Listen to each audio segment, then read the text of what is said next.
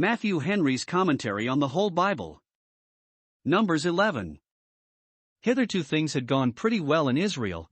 Little interruption had been given to the methods of God's favor to them since the matter of the golden calf. The people seemed teachable in marshalling and purifying the camp, the princes devout and generous in dedicating the altar, and there was good hope that they would be in Canaan presently. But at this chapter begins a melancholy scene. The measures are all broken, God has turned to be their enemy, and fights against them, and it is sin that makes all this mischief. 1. Their murmurings kindled a fire among them, which yet was soon quenched by the prayer of Moses, verses 1-3. 2. No sooner was the fire of judgment quenched than the fire of sin breaks out again, and God takes occasion from it to magnify both His mercy and His justice. 1. The people fret for want of flesh, verses 4-9. 2. Moses frets for want of help, verses 10-15. Now 1. God promises to gratify them both, to appoint help for Moses, verses 16 and 17, and to give the people flesh, verses 18-23. And 2. He presently makes good both these promises. For 1. The Spirit of God qualifies the 70 elders for the government, verses 24-30. 2. The power of God brings quails to feast the people, verses 31 and 32. Yet 3. The justice of God plagued them for their murmurings, verse 33, etc. The murmurings of the Israelites, 1490 BC. 1. And when the people complained, it displeased the Lord, and the Lord heard it, and His anger was kindled, and the fire of the Lord burnt among them, and consumed them that were in the uttermost parts of the camp. 2. And the people cried unto Moses, and when Moses prayed unto the Lord, the fire was quenched. 3. And he called the name of the place Taberah, because the fire of the Lord burnt among them. Here is 1. The people's sin. They complained, verse 1. They were, as it were, complainers. So it is in the margin. There were some secret grudgings and discontents among them, which as yet did not break out in an open mutiny. But how great a matter did this little fire kindle!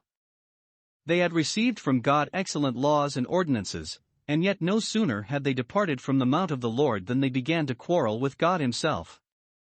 See in this 1. The sinfulness of sin, which takes occasion from the commandment to be the more provoking.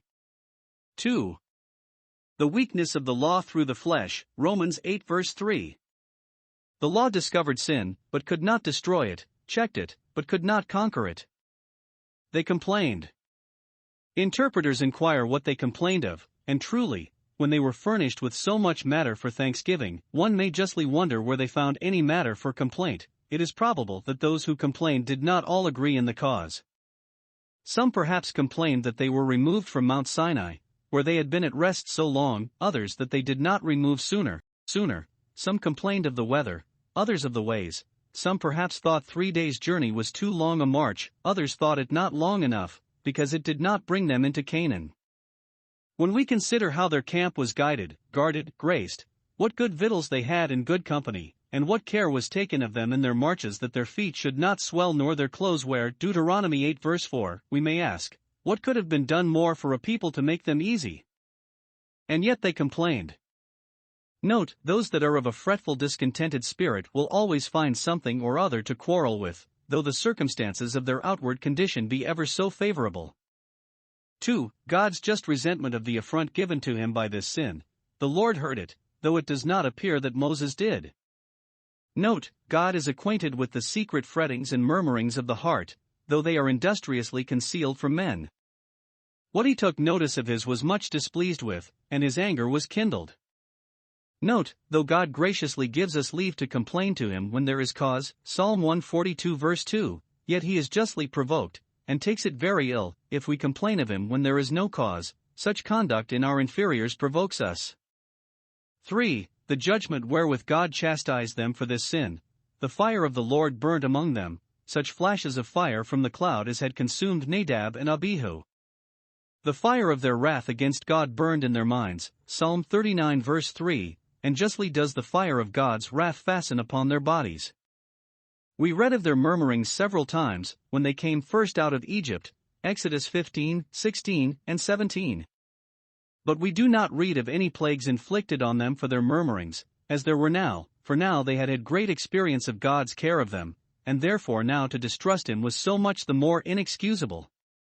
Now a fire was kindled against Jacob, Psalm 78 verse 21, but to show how unwilling God was to contend with them, it fastened on those only that were in the uttermost parts of the camp.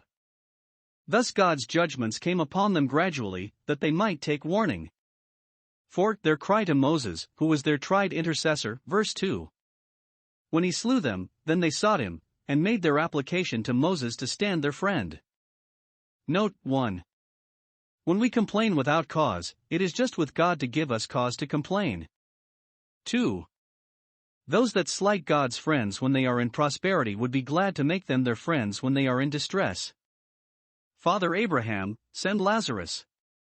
5. The prevalency of Moses' intercession for them.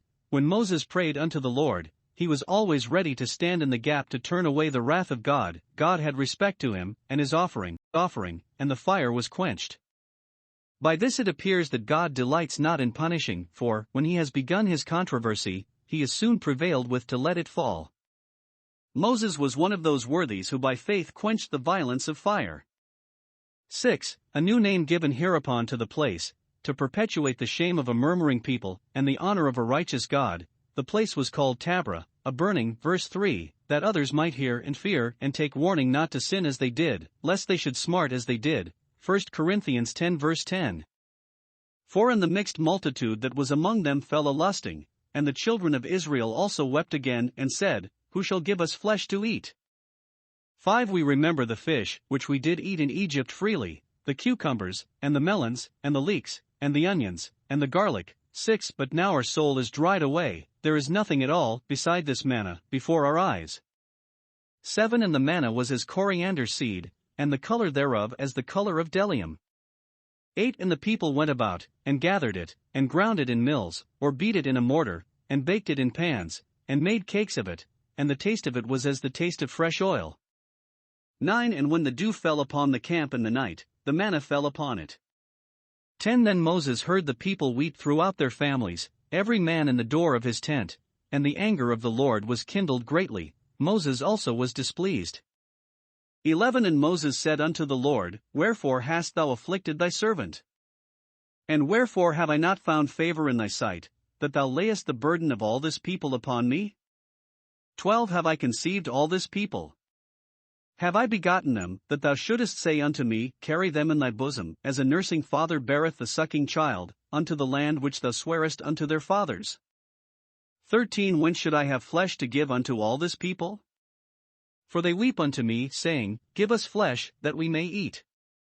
14. I am not able to bear all this people alone, because it is too heavy for me. 15. And if thou deal thus with me, kill me, I pray thee, out of hand, if I have found favor in thy sight, and let me not see my wretchedness. These verses represent things sadly unhinged and out of order in Israel, both the people and the prince uneasy. 1. Here is the people fretting, and speaking against God himself, as it is interpreted, Psalm 78 verse 19, notwithstanding his glorious appearances both to them and for them. Observe. 1. Who were the criminals?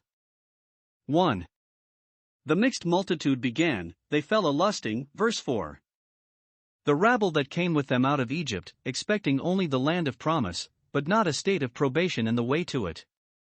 They were hangers-on, who took hold of the skirts of the Jews, and would go with them only because they knew not how to live at home, and were disposed to seek their fortunes, as we say, abroad. These were the scabbed sheep that infected the flock, the leaven that leavened the whole lump. Note, a few factious, discontented, ill-natured people may do a great deal of mischief in the best societies, if great care be not taken to discountenance them. Such as these are an untoward generation, from which it is our wisdom to save ourselves. Acts 2 verse 40. 2. Even the children of Israel took the infection, as we are informed, verse 4.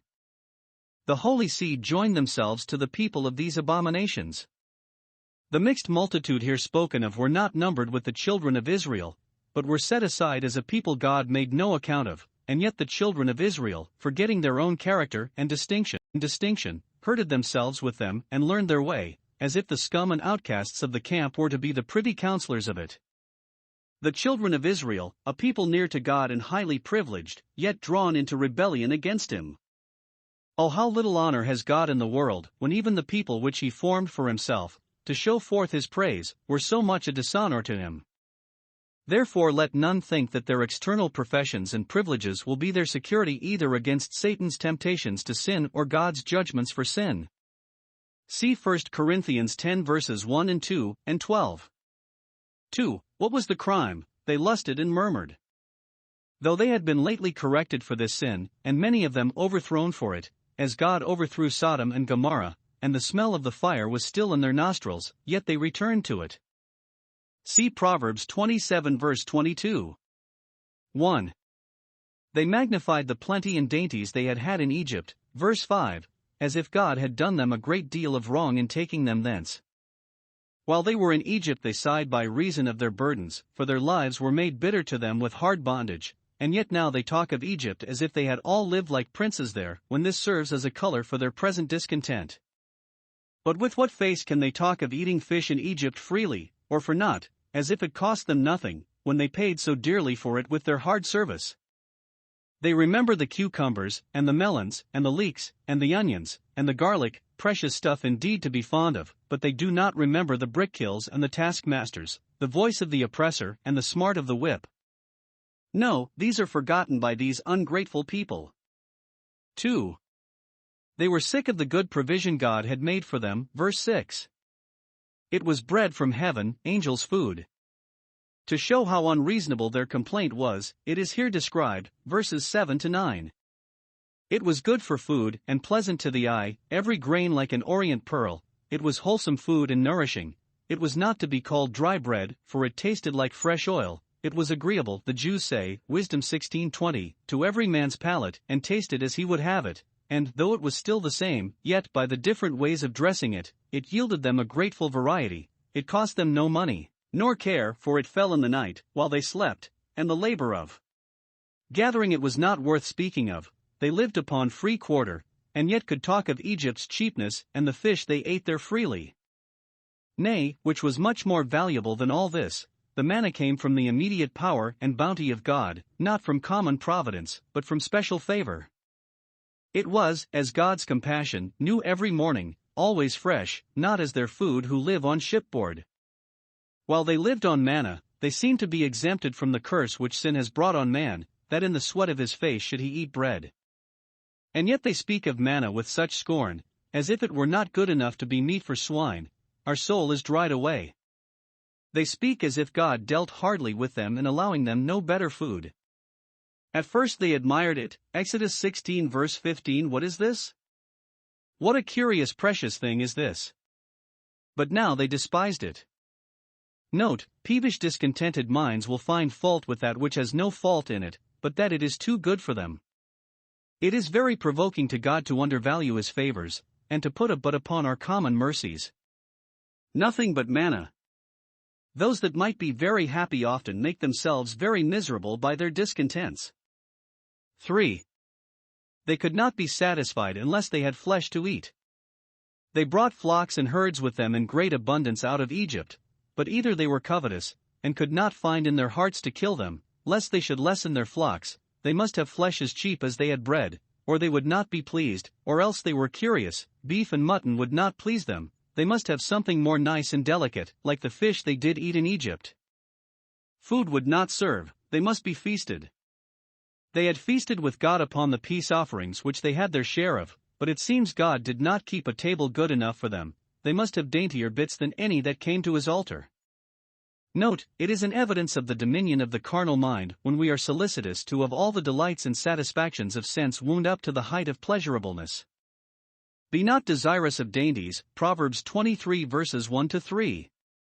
If God gives us food convenient, we ought to be thankful, though we do not eat the fat and drink the sweet. 4. They distrusted the power and goodness of God as insufficient for their supply, who will give us flesh to eat, taking it for granted that God could not Thus this question is commented upon, Psalm 78 verses 19 and 20, can he provide flesh also? Though he had given them flesh with their bread once, when he saw fit, Exodus 16 verse 13, and they might have expected that he would do it again, and in mercy, if, instead of murmuring, they had prayed. Note, it is an offense to God to let our desires go beyond our faith. 5. They were eager and importunate in their desires, they lusted a lust, so the word is, lusted greatly and greedily, till they wept again for vexation. So childish were the children of Israel, and so humorsome, that they cried because they had not what they would have, and when they would have it. They did not offer up this desire to God, but would rather be beholden to any one else than to Him. We should not indulge ourselves in any desire which we cannot in faith turn into prayer, as we cannot when we ask meat for our lust, Psalm 78 verse 18. For this sin the anger of the Lord was kindled greatly against them, which is written for our admonition, that we should not lust after evil things as they lusted, 1 Corinthians 10 verse 6. 6. Flesh is good food, and may lawfully be eaten, yet they are said to lust after evil things. What is lawful of itself becomes evil to us when it is what God does not allot to us, and yet we eagerly desire it. 2. Moses himself, though so meek and good a man, is uneasy upon this occasion. Moses also was displeased. Now 1. It must be confessed that the provocation was very great. These murmurings of theirs reflected great dishonor upon God, and Moses laid to heart the reproaches cast on himself. They knew that he did his utmost for their good, and that he neither did nor could do anything without a divine appointment, and yet to be thus continually teased and clamored against by an unreasonable, ungrateful people would break in upon the temper even of Moses himself. God considered this, and therefore we do not find that he chided him for his uneasiness. 2. Yet Moses expressed himself otherwise than became him upon this provocation, and came short of his duty both to God and Israel in these expostulations. 1. He undervalues the honor God had put upon him, in making him the illustrious minister of his power and grace, in the deliverance and guidance of that peculiar people, which might have been sufficient to balance the burden. 2. He complains too much of a sensible grievance, and lays too near his heart a little noise and fatigue. If he could not bear the toil of government, which was but running with the footmen, how would he bear the terrors of war, which was contending with horses? He might easily have furnished himself with considerations enough to enable him to slight their clamors, and make nothing of them. 3. He magnifies his own performances, that all the burden of the people lay upon him, whereas God himself did in effect ease him of all the burden. Moses needed not to be in care to provide quarters for them, or victuals, God did all. And if any difficult case happened, he needed not to be in any perplexity, while he had the oracle to consult, and in it the divine wisdom to direct him, the divine authority to back him and bear him out, and almighty power itself to dispense rewards and punishments. 4. He is not so sensible as he ought to be of the obligation he lay under, by virtue of the divine commission and command, to do the utmost he could for his people, when he suggests that because they were not the children of his body therefore, he was not concerned to take a fatherly care of them, though God himself, who might employ him as he pleased, had appointed him to be a father to them. 5. He takes too much to himself when he asks, "When should I have flesh to give them?" verse 13, as if he were the housekeeper, and not God. Moses gave them not the bread, John 6 verse 32. Nor was it expected that he should give them the flesh, but as an instrument in God's hand, and if he meant, when should God have it for them? He too much limited the power of the Holy One of Israel. 6. He speaks distrustfully of the divine grace when he despairs of being able to bear all this people, verse 14. Had the work been much less, he could not have gone through it in his own strength, but had it been much greater, through God strengthening him, he might have done it. 7. It was worst of all passionately to wish for death and desire to be killed out of hand, because just at this time his life was made a little uneasy to him, verse 15. Is this Moses? Is this the meekest of all the men on the earth? The best have their infirmities, and fail sometimes in the exercise of that grace for which they are most eminent. But God graciously overlooked Moses' passion at this time, and therefore we must not be severe in our animadversions upon it, but pray, Lord, lead us not into temptation. Assistance provided for Moses, 1490 BC. 16 And the Lord said unto Moses, Gather unto me 70 men of the elders of Israel, whom thou knowest to be the elders of the people, and officers over them, and bring them unto the tabernacle of the congregation, that they may stand there with thee. 17 And I will come down and talk with thee there, and I will take of the Spirit which is upon thee, and will put it upon them, and they shall bear the burden of the people with thee, that thou bear it not thyself alone. 18 And say thou unto the people, Sanctify yourselves against tomorrow, and ye shall eat flesh, for ye have wept in the ears of the Lord, saying, Who shall give us flesh to eat? For it was well with us in Egypt, therefore the Lord will give you flesh, and ye shall eat. 19 Ye shall not eat 1 day, nor 2 days, nor 5 days, neither 10 days, nor 20 days, 20 but even a whole month, until it come out at your nostrils, and it be loathsome unto you, because that ye have despised the Lord which is among you, and have wept before him, saying, Why came we forth out of Egypt? 21 And Moses said, The people, among whom I am, are 600,000 footmen, and thou hast said, I will give them flesh, that they may eat a whole month. 22 Shall the flocks and the herds be slain for them to suffice them? Or shall all the fish of the sea be gathered together for them to suffice them? 23 And the Lord said unto Moses, Is the Lord's hand waxed short? Thou shalt see now whether my word shall come to pass unto thee or not.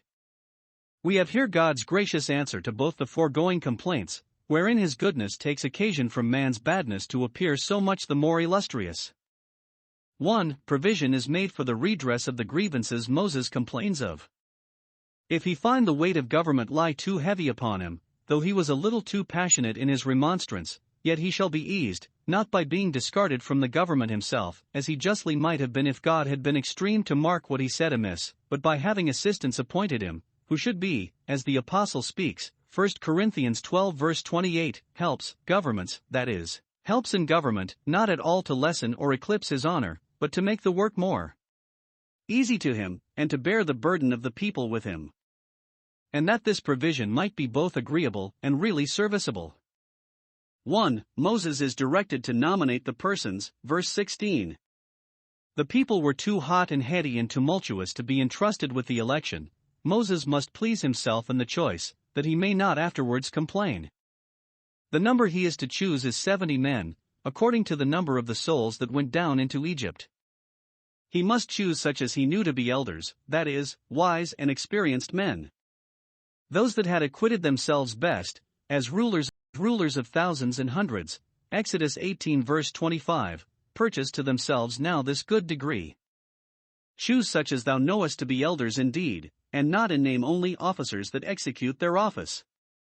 We read of the same number of elders, Exodus 24 verse 1, that went up with Moses to Mount Sinai, but they were distinguished only for that occasion, these for a perpetuity, and, according to this constitution, the Sanhedrim, or Great Council of the Jews, which in after ages sat at Jerusalem, and was the highest court of judgment among them, consisted of 70 men. Our Savior seems to have had an eye to it in the choice of 70 disciples, who were to be assistants to the apostles, Luke 10. 2. God promises to qualify them. If they were not found fit for the employ, they should be made fit, else they might prove more a hindrance than a help to Moses, verse 17. Though Moses had talked too boldly with God, yet God does not therefore break off communion with him. He bears a great deal with us, and we must with one another. I will come down, said God, and talk with thee, when thou art more calm and composed, and I will take of the same spirit of wisdom and piety and courage that is upon thee, and put it upon them. Not that Moses had the less of the Spirit for their sharing, nor that they were hereby made equal with him. Moses was still unequaled, Deuteronomy 34 verse 10, but they were clothed with a spirit of government proportionable to their place, and with a spirit of prophecy to prove their divine call to it, the government being a theocracy. Note 1. Those whom God employs in any service he qualifies for it, and those that are not in some measure qualified cannot think themselves duly called. 2. All good qualifications are from God, every perfect gift is from the Father of lights. 2. Even the humor of the discontented people shall be gratified too, that every mouth may be stopped. They are ordered to sanctify themselves, verse 18, that is, to put themselves into a posture to receive such a proof of God's power as should be a token both of mercy and judgment. Prepare to meet thy God, O Israel, Amos 4 verse 12. 1. God promises, shall I say? He threatens rather, that they shall have their fill of flesh, that for a month together they shall not only be fed, but feasted, with flesh, besides their daily manna, and if they have not a better government of their appetites than now it appears they have, they shall be surfeited with it. Verses 19 and 20. You shall eat till it come out at your nostrils, and become loathsome to you. See here. 1. The vanity of all the delights of sense, they will cloy, but not satisfy. Spiritual pleasures are the contrary. As the world passes away, so do the lusts of it. 1 John 2 verse 17. What was greedily coveted in a little time comes to be nauseated. 2. What brutish sins, and worse than brutish, gluttony and drunkenness are, they put a force upon nature, and make that the sickness of the body which should be its health. They are sins that are their own punishments, and yet not the worst that attend them. 3. What a righteous thing it is with God to make that loathsome to men which they have inordinately lusted after. God could make them despise flesh as much as they had despised manna. 2. Moses objects the improbability of making good this word, verses 21 and 22. It is an objection like that which the disciples made, Mark 8 verse 4, whence can a man satisfy these men? Some excuse Moses here, and construe what he says as only a modest inquiry which way the supply must be expected, but it savors too much of diffidence and distrust of God to be justified. He objects the number of the people, as if he that provided bread for them all could not, by the same unlimited power, provide flesh too. He reckons it must be the flesh either of beasts or fishes, because they are the most bulky animals, little thinking that the flesh of birds, little birds, should serve the purpose. God sees not as man sees, but his thoughts are above ours. He objects the greediness of the people's desires in that word, to suffice them. Note, even true and great believers sometimes find it hard to trust God under the discouragements of second causes, and against hope to believe in hope. Moses himself could scarcely forbear saying, "Can God furnish a table in the wilderness?" when this had become the common cry. No doubt this was his infirmity. 3. God gives a short but sufficient answer to the objection in that question, has the Lord's hand waxed short? Verse 23. If Moses had remembered the years of the right hand of the Most High, he would not have started all these difficulties. Therefore God reminds him of them, intimating that this objection reflected upon the divine power, of which he himself had been so often, not only the witness, but the instrument. Had he forgotten what wonders the divine power had wrought for that people, when it inflicted the plagues of Egypt, divided the sea, broached the rock, and rained bread from heaven? Had that power abated? Was God weaker than he used to be? Or was he tired with what he had done? Whatever our unbelieving hearts may suggest to the contrary, it is certain, 1.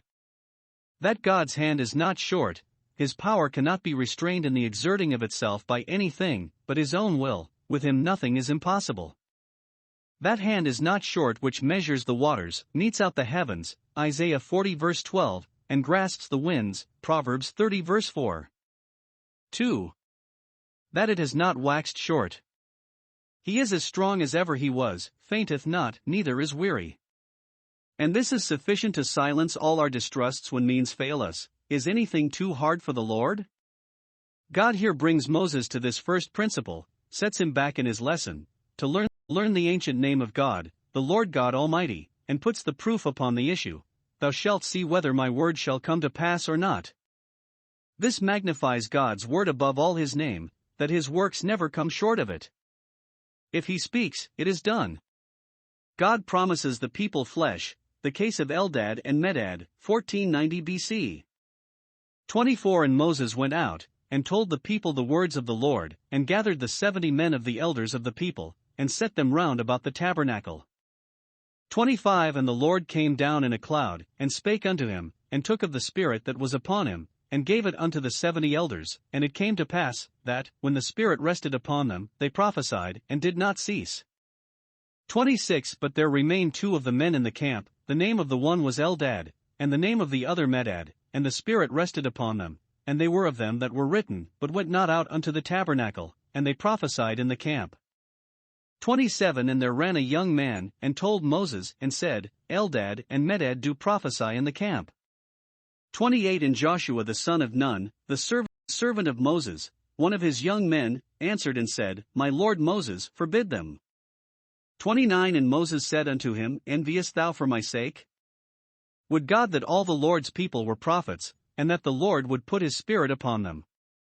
30 And Moses get him into the camp, he and the elders of Israel. We have here the performance of God's word to Moses, that he should have help in the government of Israel. 1. Here is the case of the 70 privy councillors in general. Moses, though a little disturbed by the tumult of the people, yet was thoroughly composed by the communion he had with God, and soon came to himself again. And according as the matter was concerted, 1. He did his part, he presented the 70 elders before the Lord, round the tabernacle, verse 24, that they might there stand ready to receive the grace of God, in the place where he manifested himself, and that the people also might be witnesses of their solemn call. Note, those that expect favor from God must humbly offer themselves, and their service to him. 2. God was not wanting to do his part. He gave of his Spirit to the 70 elders, verse 25, which enabled those whose capacities and education set them, but on a level with their neighbors of a sudden to say and do that which was extraordinary, and which proved them to be actuated by divine inspiration. They prophesied, and did not cease all that day, and, some think, only that day. They discoursed to the people of the things of God, and perhaps commented upon the law they had lately received with admirable clearness, and fullness, and readiness, and aptness of expression, so that all who heard them might see and say that God was with them of a truth. See 1 Corinthians 14 verses 24 and 25. Thus, long afterwards, Saul was marked for the government by the gift of prophecy, which came upon him for a day and a night, 1 Samuel 10 verses 6 and 11. When Moses was to fetch Israel out of Egypt, Aaron was appointed to be his prophet, Exodus 7 verse 1. But now that God had called Aaron to other work, in his room Moses has 70 prophets to attend him. Note, those are fittest to rule in God's Israel that are well acquainted with divine things, and are apt to teach to edification. 2. Here is the particular case of two of them, Eldad and Medad, probably two brothers. 1. They were nominated by Moses to be assistants in the government, but they went not out unto the tabernacle as the rest did, verse 26. Calvin conjectures that the summons was sent them, but that it did not find them, they being somewhere out of the way, so that, though they were written, yet they were not called. Most think that they declined coming to the tabernacle out of an excess of modesty and humility. Being sensible of their own weakness and unworthiness, they desired to be excused from coming into the government. Their principle was their praise, but their practice in not obeying orders was their fault. 2. The Spirit of God found them out in the camp, where they were hidden among the stuff, and there they prophesied, that is, they exercised their gift of praying, preaching, and praising God, in some private tent. Note, the Spirit of God is not tied to the tabernacle, but like the wind, blows where he listeth, John 3 verse 8. Whither can we go from that Spirit? There was a special providence in it that these two should be absent, for thus it appeared that it was indeed a divine Spirit which the elders were actuated by, and that Moses gave them not that Spirit, but God himself. They modestly declined preferment, but God forced it upon them. Nay, they have the honor of being named, which the rest have not, for those that humble themselves shall be exalted, and those are most fit for government who are least ambitious of it. 3. Information of this was given to Moses, verse 27. Eldad and Medad do prophesy in the camp. There is a conventicle in such a tent, and Eldad and Medad are holding forth there, from under the inspection and presidency of Moses, and out of the communion of the rest of the elders. Whoever the person was that brought the tidings, he seems to have looked upon it as an irregularity.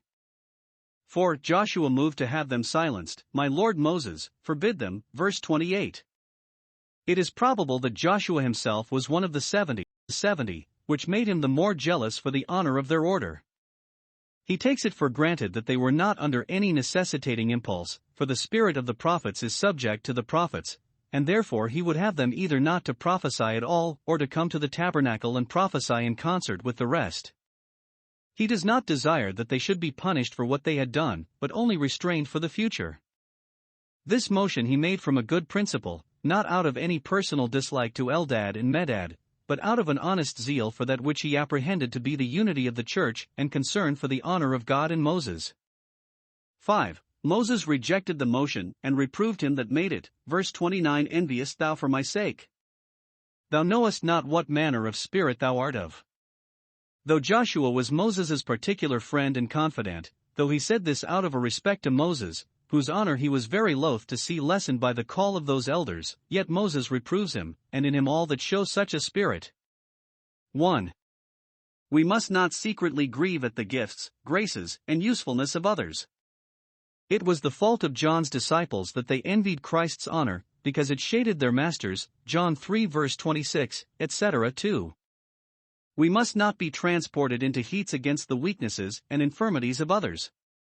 Granting that Eldad and Medad were guilty of an irregularity, yet Joshua was too quick and too warm upon them. Our zeal must always be tempered with the meekness of wisdom. The righteousness of God needs not the wrath of man, James 1 verse 20. 3. We must not make even the best and most useful men heads of a party. Paul would not have his name made use of to patronize a faction, 1 Corinthians 1 verses 12 and 13. 4.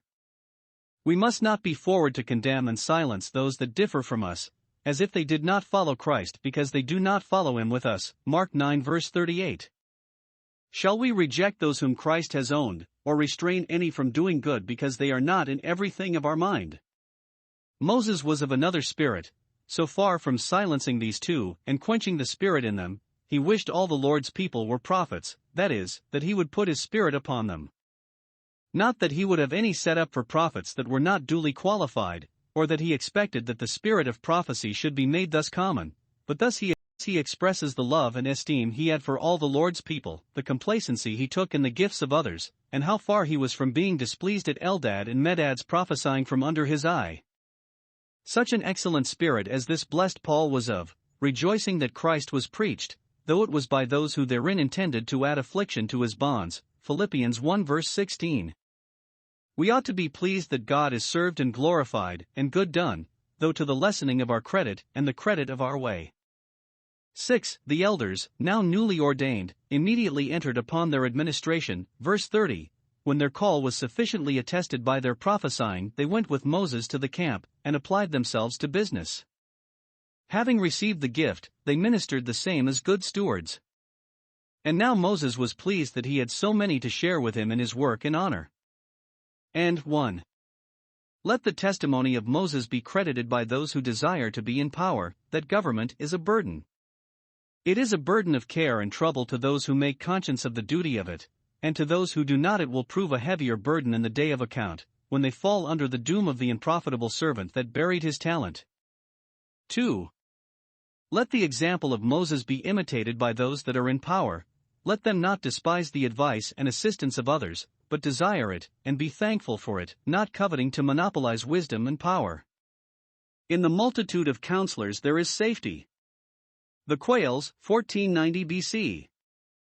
31. And there went forth a wind from the Lord, and brought quails from the sea, and let them fall by the camp, as it were a day's journey on this side, and as it were a day's journey on the other side, round about the camp, and as it were 2 cubits high upon the face of the earth. 32. And the people stood up all that day, and all that night, and all the next day, and they gathered the quails. He that gathered least gathered 10 homers, and they spread them all abroad for themselves round about the camp.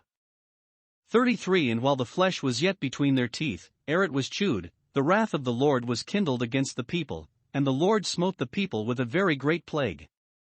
34. And he called the name of that place Kibroth-Hattaavah, because there they buried the people that lusted. 35. And the people journeyed from Kibroth-Hattaavah unto Hazeroth, and abode at Hazeroth. God, having performed his promise to Moses by giving him assessors in the government, thereby proving the power he has over the spirits of men by his Spirit, he here performs his promise to the people by giving them flesh, proving thereby his power over the inferior creatures and his dominion in the kingdom of nature. Observe, 1. How the people were gratified with flesh in abundance, a wind, a southeast wind, as appears, Psalm 78 verse 26, brought quails, verse 31. It is uncertain what sort of animals they were. The psalmist calls them feathered fowl, or fowl of wing. The learned Bishop Patrick inclines to agree with some modern writers, who think they were locusts, a delicious sort of food well known in those parts, the rather because they were brought with a wind, lay in heaps, and were dried in the sun for use. Whatever they were, they answered the intention, they served for a month's feast for Israel. Such an indulgent father was God to his froward family. Locusts, that had been a plague to fruitful Egypt, feeding upon the fruits, were a blessing to a barren wilderness, being themselves fed upon. 2. How greedy they were of this flesh that God sent them. They flew upon the spoil with an unsatiable appetite, not regarding what Moses had told them from God, that they would surfeit upon it. Verse 32.